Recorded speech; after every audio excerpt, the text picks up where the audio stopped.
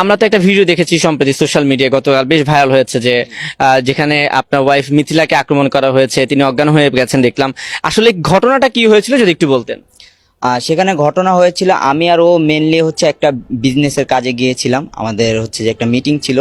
তো ওইখানে গিয়ে আমরা অনেকক্ষণ যাবত ওয়েট করতেছিলাম। তারপরে হচ্ছে যে ওনারা হঠাৎ করে কোথা থেকে জানি আসলো, আমি জানি না। আয়শা বলতেছে যে তোমাদের সাথে কথা আছে। আমি বলছি কি কথা, এখানেই বলেন। আচ্ছা, একটু কারা কারা এসেছে? সে অন্তরার ফ্যামিলির সবাই, শুধু অন্তরা ছিল না, অন্তরা মেবি রাকিবের বাসায় ছিল, এর কারণে ও আসেনি। তারপর হচ্ছে ওরা আয়শা বলতেছে যে মিথিলার সাথে কথা বলবে সাইডে একা। আমি বলছি কেন আপনার ওনার সাথে কথা বলবেন, আপনার কি বলার আমাকে বলেন। তারপর ওরা কি করছে, অকট্য ভাষায় গালাগালি করতেছিল, মিথিলার হাত ধরছিল, তখন মিথিলা হাতটা ঝাড়ি দিয়ে ফালায় দিছে। তারপর ওই সময়টায় ম্যানেজার এসে ওদের মানে আচরণ দেখে ওদেরকে রেস্টুরেন্ট থেকে বের করে দিতে বলে, যে বলে যে আপনারা চলে যান এখান থেকে। তারপর হচ্ছে যে ওইখানে একজন লোক ছিল, সে ওইখানেই থেকে যায়, বলে যে না আমি এখান থেকে যাব না, ওদের সাথে কথা আছে তারপর যাব। তো আমরা অনিশ্চয়তা বোধ করে আমরা হচ্ছে 999-এ কল দিই। তারপরে হচ্ছে যে ওইখানে হচ্ছে পুলিশ আসে। তারপর হচ্ছে আমরা ওনাকে সব ঘটনা খুলে বলি। তারপরে আমরা যখন ওনাদের সাথে কথা বলতেছিলাম, হঠাৎ করে অন্তরা, ঋতু, রাকিবের আরো 2টা বোন চলে আসে। আয়শা তারপর হচ্ছে মিথিলাকে পারে না, ওনারা মারতে যায়। তারপরে এইটা যখন পুলিশ দেখছে, ওনাদেরকে অনেক অনেক বুঝায় আপনারা বলছে যে আপনারা যান, আপনাদেরকে তো আমরা চিনি, এমন তো না যে আপনাদেরকে আমরা চিনি না, তো আপনারা চলে যান। তারপরে ওনারা যাওয়ার 10 মিনিট পর ও আর আমাকে দুজনকে বলছে যে চলেন, আপনাদেরকে আমরা নিরাপদ স্থানে রেখে আসি। তারপর আমরা নিচে গেলাম। তারপরে আমাদের পুলিশ সহযোগিতা করে আমাদের বললো যে আপনারা তাড়াতাড়ি বাইকে উঠেন, আমরা আপনাদের সাথেই আছি।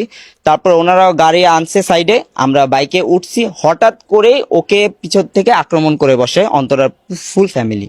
আচ্ছা, এই ঘটনাটা যেহেতু আক্রমণটা মূলত মিথিলার উপরে গেছে, আমি মিথিলার কাছে জানতে চাই, মিথিলা এরপরে আসলে কারা আপনাকে মেরেছে বা কি হয়েছে, বা আপনি কি তাদেরকে চিনতে পেরেছেন কিনা? 1, 2, 3 ঢাকায় জমি জিতে নিন 100% ক্যাশব্যাক সহ 20 কোটি টাকার পুরস্কার। একজন ছিল অপরিচিত, যে পরিচয় দিচ্ছে অন্তরার বান্ধবী বা এলাকার ভিত্তিক যে পাওয়ার থাকে, কোন একটা মামার পাওয়ারে উনি হচ্ছে আমার হাত ধরে, ডান হাতটা ধরে পিছনে নিয়ে গিয়ে মোচড় দেয়। তো অবশ্যই মোচড় দিলে পুরো শরীরটা অবশ হয়ে যায়। সেই মুহূর্তে অন্তরার বড় বোন সুমি মেবি, উনি আমাকে ফোন দিয়ে এখানে একটা আঘাত করে, আর হচ্ছে খামচি দেয়, যার দাগ এখন আমার আছে। আর হচ্ছে ইতি, সানজিদা, পিছন দিক দিয়ে ঋতু আর অন্তর আমাকে লাথি মারে, যেটার ভিডিওর প্রুফ আছে আমাদের কাছে। তারপর মারার পর যখন আমি দাঁড়িয়ে সেন্সলেস হয়ে যাই, তখন তারা সবাই পিছন দিক দিয়ে পালিয়ে যায়। আচ্ছা, এখন আপনার শরীরে কি অবস্থা, ডাক্তার কি বলছে আপনাকে? ডাক্তার তো আমাকে ইমার্জেন্সিতে ভর্তি করতে বলছিল। তো আমরা যেহেতু ওর প্রায় 2 ঘন্টা পর জ্ঞান ফিরছে। 2টা হসপিটাল চেঞ্জ করার পর আমার লাস্ট হসপিটালে গিয়ে কতক্ষণ যাবত পর প্রায় 1-1.5 ঘন্টার মতো লাগছে ওইখানে, তারপর আমার জ্ঞানটা ফিরছে। আচ্ছা, আপনার হাত কি ভেঙে গেছে? পায়েও দেখছি ক্ষত পায়ে হয়েছে। মোচড় খাইছে, আর যেহেতু ও বাইকের উপর থেকে পড়ছে তো একটু ছিলে গেছে, যেহেতু পাকা রাস্তা, আর এই হাতটা আমি লাগাতে পারছি না। আচ্ছা, ঠিক আছে। এখন এই ঘটনার প্রেক্ষিতে কি আপনারা কোনো আইনানুগ ব্যবস্থা গ্রহণ করেছেন কি? অবশ্যই, যেখানে হচ্ছে যে আমাদের পুলিশ আমরা আনা হয়েছিল, তো ওইখানে অবশ্যই এটা একটা আইনিগত ব্যবস্থা নেওয়া হবে। কারণ হচ্ছে ওনারা একটু বসে নেওয়া হবে নাকি নেওয়া হয়েছে? আপনার কি মামলা করেছেন? নেওয়া হয়েছে, এখনো হচ্ছে ওনারা তদন্ত করবে। খুব শীঘ্রই আমরা চাই যে ওনাদের সুষ্ঠু বিচার করা হোক। আমরা আমাদের যে এই আক্রমণটা করছে, আমরা আমাদের বিচার চাই, যেন ওনাদেরকে খুব শীঘ্রই আইনের আওতায় আনা যাক। আচ্ছা, সেক্ষেত্রে মামলা যে করেছেন, বলছেন যে মামলায় আসামি কারা হয়েছে? মামলায় মূলত প্রথম আসামি হচ্ছে নুসরাত জাহান অন্তরা, অর্থাৎ রাকিব হোসেনের স্ত্রী। হ্যাঁ, রাকিব হোসেনের স্ত্রী। তারপর রাকিব হোসেনের ছোট বোন ঋতু।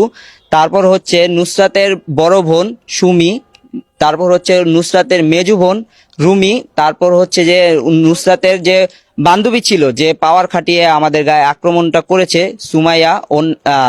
সুমাইয়া, হ্যাঁ ওর নামে। তারপর সামিয়া। তারপর হচ্ছে যে আর লাস্টে হচ্ছে যে রাকিবের যে একটা বোন আছে, যে রাকিবের থেকে বড়, ওনার নাম হচ্ছে হাসি। ওনাদের সবার নামে মামলা করা হয়েছে। আর হচ্ছে যে আরো যারা ছিল আশেপাশে, তাদেরকে ভিডিও ফুটেজ দেখে তাদেরকে আইনের আওতায় আনা হবে। আচ্ছা, একটা জিনিস বলতে চাই, যেটা হচ্ছে যে রাকিব হোসেন তো বাংলাদেশের মোটামুটি সবচেয়ে বড় কন্টেন্ট ক্রিয়েটরদের একজন, তার প্রায় 1 কোটির প্লাস সাবস্ক্রাইবার আছে। আপনারাও কিন্তু সেই টিমে হয়ে একসাথে কাজ করেছিলেন। আসলে আপনাদের দ্বন্দ্বটা কোথায়, কিসের কারণে আপনাদের এই বৈরিতা বা শত্রুতা হয়ে গেল? আসলে দ্বন্দ্বটা হয়েছে মূলত সবকিছুর দোষ আমি একজনকে দিলে হয় না, সবাই মিলে হয়, মন মানসিকতা হয়।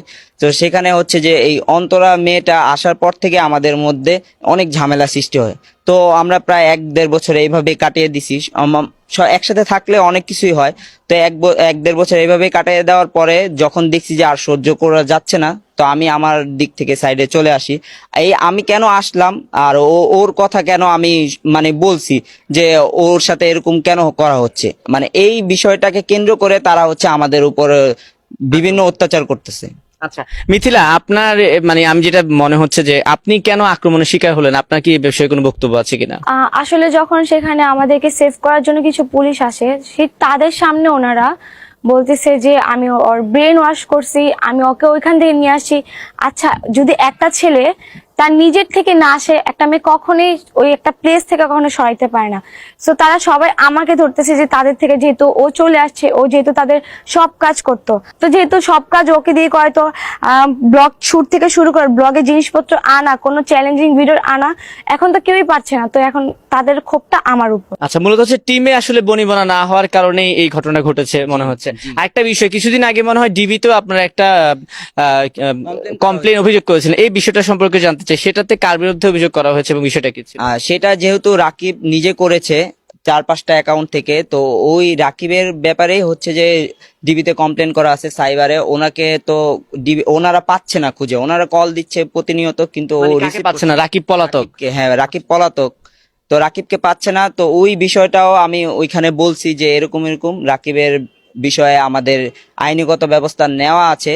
তো ইনশাআল্লাহ খুব শীঘ্রই রাকিবকে আইনের আওতায় আনা হবে। আচ্ছা, শেষমেশ একটু বলতে চাই যে এই যে আপনাদের উপর হামলা হলো, আপনারা সবাই দেখেছো সেই ভিডিওটা, আরেকটা প্রশ্ন রয়ে গেছে, সেটা হচ্ছে যে পুলিশ সামনে ছিল, সেটা একটা বিতর্ক আছে যে পুলিশের সামনে কেন মারলো, পুলিশ কি কোনো ভূমিকা নেয়নি সেখানে? অনেক ভূমিকা পালন করছে, ওনারা আমাদেরকে যথেষ্ট সাহায্য করছে। যদি ওনারা না থাকতো মেবি আমরা স্পট ডেট।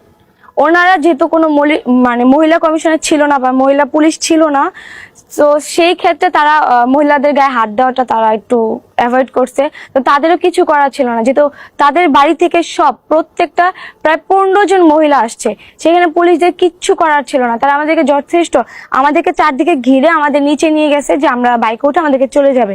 সেই মুহূর্তে যখন প্লেসটা একদম ঠান্ডা হয়ে গেছিল, সে পিছন থেকে কি সব বলতে বলতে আমাকে আক্রমণ করছে। অ্যান্ড এই আক্রমণের ভিডিওটা যেহেতু অনেকেই দেখছে, আমি একটা হাতও লড়াইনি বা কাউকে যে আমি আঘাত করবো সেটাও আমি একবারও ভাবিও নি। কারণ সেইখানে তো আমার হচ্ছে যেহেতু প্রায় 4টা ঘন্টা আমাদেরকে আটক করে রাখছে, আমার সেন্স ছিলই না তখন। আমি যে কিছু একটা কথা বলবো বা কাউকে কিছু একটা মানে বাজে কথা বলবো, সেই সেন্সও আমি ছিলাম না। আমি খুবই ভয় পাইছি। আর এই সেন্সলেসটা অনেকে ভাবতেছে যে হয়তো আমি নাটক করছি, বাট এটা পুরোটাই মানে কি বলবো, আমি জাস্ট ভয় আমি সেন্সলেস হয়ে গেছি, আর কিছুই না। আচ্ছা, আপনারা তো হাজবেন্ড ওয়াইফ সম্পর্কে, সেক্ষেত্রে ভিডিওটা দেখে অনেকে একটা প্রশ্ন উঠেছে যে মিথিলাকে যখন মারছিল ইয়াসিন কেন ভিডিও করছিল, এই ব্যাপারে কি আপনার কোনো বক্তব্য আছে? আসলে হচ্ছে ওকে যখন আয়শা ধরছে তখন হচ্ছে যে আমি বাইকে ছিলাম, আর আমার বাইকটা রানিং এ ছিল, আর হচ্ছে চারপাশ থেকে মানুষ এসে আমাকে মানে প্রেসার দিছে, যার কারণে আমি বাইক থেকে নামতে পারছিলাম না। তারপর যখন আমি তড়িঘড়ি করে আমি যখন বাইক থেকে নামছি, তখন সাথে সাথেই কিন্তু ওরা মিথিলাকে আর টাচ করতে পারে না, ওরা পিছন থেকে পলায় গেছে। মিথিলা কিন্তু আমার হাতে অজ্ঞান হয়ে পড়ে গেছে, ভিডিওতে এটা দেখা যাচ্ছে। আর মূলত ওইখানে কিন্তু আমি কোনো সাজানো নাটকও করতে যাইনি। আমি হচ্ছে মেনলি হচ্ছে আমি সারাদিন যেহেতু বাইরে ঘুরি, ভাবলাম যে একটা ব্লগ করি। তো ওই ক্ষেত্রে আমি ব্লগ করতেছিলাম, কোথা থেকে ওনারা আসছে আর কিভাবে হয়েছে এই বিষয়টা আমার ধারণার বাইরে ছিল। আচ্ছা মিথিলা, এখন যেটা বলতে চাই যে আসলে আপনার প্রতি হামলা হয়েছে, এখন আপনি কি কোনো অনিরাপদ বা জীবন নিয়ে শঙ্কাবোধ করছেন কিনা? অবশ্যই, আমি তো বিয়ের পর থেকে অনিরাপদে ছিলাম। আমাকে বিয়ের পর থেকেই টর্চার করতো। আমি জাস্ট ইয়াসিনের জন্য সব সহ্য করছি। আর কালকের পর তো আমার মনে হয় না আমি বাসা থেকে বের হলে আমি নিরাপদ থাকবো। আমাকে মানে গণপিটানি পর্যন্ত দেওয়ার মতো অবস্থা করছে তারা। 7টা মেয়ে, বুঝছেন 7টা মেয়ে মারাটা কেমন লাগে? আমি জাস্ট একটা কথাই বলবো যে আমার নিরাপদটা এখন কে নিবে? তারা যদি আমাদেরকে আবার নেক্সট টাইম আমাদেরকে মারে, এন্ড আমাদেরকে কিন্তু আগে হুমকিও দেওয়া হয়েছে যে আমার হাজবেন্ডে কিছু হলে আমাদেরকে অনেক হ্যারাসমেন্ট করবে। তো আমার হাজবেন্ডকে যদি তারা যদি ধরেন লুকায় রাখছে, তখন আমরা কি জবাব দিব? তা আমি জাস্ট একটা কথাই বলবো, আমাদের নিরাপত্তাটাকে যাতে সবাই ভালোভাবে দেখে। আপনাদের অসংখ্য ধন্যবাদ সময় দেওয়ার জন্য। আসলে সেদিনের ঘটনায় কি হয়েছিল ভিডিও নিয়ে একটা আসলে সোশ্যাল মিডিয়ায় তোলপাড় হয়ে গেছে, সেই বক্তব্যটা নেওয়ার জন্য আমি আপনাদের কাছে এসেছিলাম। ভালো থাকবেন।